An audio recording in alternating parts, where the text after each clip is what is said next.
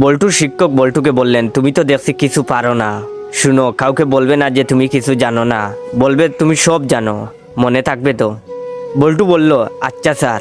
তারপর বল্টু বাড়িতে ফিরল। ফিরেই মাকে সামনে পেল। মাকে বলল, মা আমি সব জানি। তখন বল্টুর মা বললেন, আরে দূর বুকা, তোর পাশের বাড়ির আঙ্কেল তো শুধু চা খেতে এখানে আসেন, এর চেয়ে বেশি কিছু না। এই নে 100 টাকা, মুখ বন্ধ রাখিস। বল্টু তো অবাক। এরপরে বল্টু তার বড় দিদির সামনে এসে দাঁড়ালো এবং তার বড় দিদিকে বলল, দিদি আমি সব জানি। তার দিদি বলল, বাদর ছেলে কোথাকার, তোর রাজুদা শুধু পরীক্ষার সাজেশন নেওয়ার জন্য আসে, এর বেশি কিছু না।